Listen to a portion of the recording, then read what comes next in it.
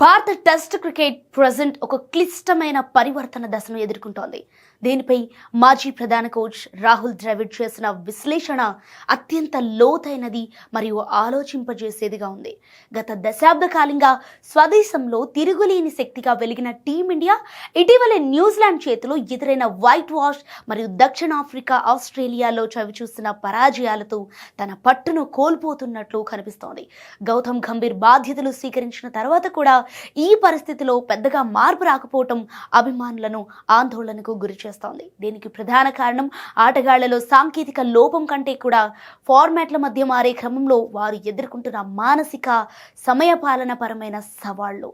ద్రవిడ్ వివరించినట్లుగా నేటి క్రికెటర్లు ఏడాది పొడవునా ఐపీఎల్, అంతర్జాతీయ వైట్ బాల్ క్రికెట్లో మునిగి తేలుతున్నారు. ఒక టెస్ట్ సిరీస్కు కేవలం 3-4 రోజుల ముందు మాత్రమే వేదికకు చేరుకోవటం వల్ల ఎర్రబంతితో ఆడే సహజమైన నైపుణ్యాన్ని అలవర్చుకోవడానికి వారికి సమయం సరిపోవటం లేదు. ముఖ్యంగా స్పిన్కు అనుకూలించే పిచ్లపై భారత బ్యాటర్లు తలపడటం వెనుక ఉన్న అసలు రహస్యం ఇదే. విరాట్ కోహ్లీ, రోహిత్ శర్మ వంటి దిగ్గజాలు జట్టు మార్పు దశలో ఉన్న సమయంలో మిడిల్ ఆర్డర్లో స్థిరత్వం లోపించడం జట్టును మరింత దెబ్బతీస్తోంది.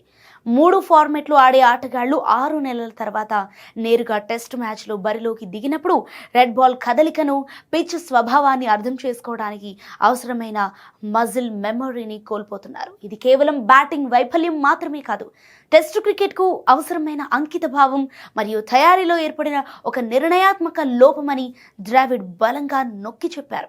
టెస్ట్ క్రికెట్ పతనానికి ద్రవిడ్ చూపిస్తున్న మరో కీలక కోణం మారుతున్న క్రికెట్ సంస్కృతి, షెడ్యూలింగ్ ఒత్తిడి. పూర్వం ఫ్రాంచైజీ క్రికెట్ లేని రోజుల్లో ఆటగాళ్లు టెస్ట్ సిరీస్కు ముందు కనీసం నెల రోజుల పాటు రంజీ ట్రోఫీ లేదా నెట్స్ ప్రాక్టీస్లో ఎర్రబంతితో గడిపేవారు. ఆ ఓపికే గత తరం ఆటగాళ్లను గంటల కొద్దీ క్రీజులో నిలబెట్టేది. కానీ ప్రజెంట్ అయితే శుభ్మన్ గిల్ వంటి యువ ఆటగాళ్లు ఒకవైపు T20 ఫార్మెట్లో మెరుపులు మెరిపిస్తూనే మరుసటి వారమే టెస్ట్ మ్యాచ్లో డిఫెన్సివ్ మైండ్ సెట్లోకి మారాల్సి రావటం ఒక అసాధ్యమైన టాస్క్ లాగా మారుతోంది. సాయి సుదర్శన్, కరుణ్ నాయర్ వంటి ప్రతిభావంతులు అందుబాటులో ఉన్నా వారికి లభిస్తున్న పరిమిత అవకాశాలు, నిరంతరం మారుతున్న జట్టు కూర్పు వారి ఆత్మవిశ్వాసాన్ని దెబ్బతీస్తున్నాయి. ముఖ్యంగా సీమింగ్ ట్రాక్లపై పేస్ బౌలింగ్ను ఎదుర్కోవడంలోనూ, టర్నింగ్ ట్రాక్లపై స్పిన్నర్లను సమర్థవంతంగా అడ్డుకోవడంలోనూ మన బ్యాటర్లు విఫలమవుతున్నారు. సో ద్రవిడ్ మాటల్లో చెప్పాలంటే టెస్ట్ క్రికెట్ అనేది కేవలం నైపుణ్యానికి సంబంధించింది కాదు, అదొక ప్రత్యేకమైన జీవన శైలి, ఏకాగ్రతకు సంబంధించింది. సో కేవలం వైట్ బాల్ విజయాలతో సంతృప్తి పడితే టెస్ట్ ఫార్మెట్లో టీమిండియా తన నంబర్ 1 హోదాను శాశ్వతంగా కోల్పోయే ప్రమాదం ఉంది. సీనియర్ల రిటైర్మెంట్ తర్వాత కూడా ఏర్పడే శూన్యాన్ని పూరించాలంటే యువ ఆటగాళ్లకు దేశవాళీ క్రికెట్లో ఎర్రబంతితో ఎక్కువ సమయం గడిపేలా బోర్డు ప్రణాళికలు సిద్ధం చేయాలి. లేని పక్షంలో అడపాదడపా విదేశీ విజయాలు మినహా స్వదేశీ కోటలు కూడా కూలిపోయే ముప్పు పొంచి ఉంది.